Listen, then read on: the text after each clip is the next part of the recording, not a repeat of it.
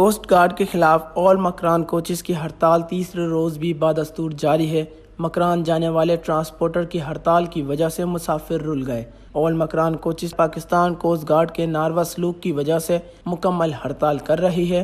Transporters نے 2 دن سے coaches کھڑی کر دی ہیں۔ ان کا کہنا ہے کہ جب تک D G coast guard notice لے کر ان کے خلاف کارروائی نہیں کرتے احتجاج جاری رہے گا۔ نرین پور چیک پوسٹ میں آتے ہیں ایک، اور پور ندی ایک، کورماڑا ایک، اور ادھر ناگا کاڑی میں ایک۔ دیکھو ایک اگر فورس ہے کوسٹ گارڈ والے، مگر ایک چیک پوسٹ ہو جائے ہمارے اوپر صحیح ہے۔ اس طرح ہے کہ ہم لوگ ایسے ہزاروں پاسنجروں ڈرائیوروں کو روز روز مارتے ہیں، بے فضول باتیں کرتے ہیں، ڈرائیوروں کو مارتے ہیں، گاڑیاں کھڑے کرتے ہیں، 3 گھنٹہ گاڑیاں کھڑے ہیں۔ اس وجہ سے تو ہم لوگ بیزار ہے، گاڑیاں اپنی کھڑی کر دیں کوسٹ گارڈ کے خلاف میں۔ اساں آیا ہوں سندھ کھاں گوادر ونجण लाइ टर्मिनल ते असां वेठा आहियूं। मतिलबु हड़ताल लॻी पई आहे ऐं 2 ॾींहंनि खां सॼो गाॾी वाॾी बंदि लॻो पियो आहे।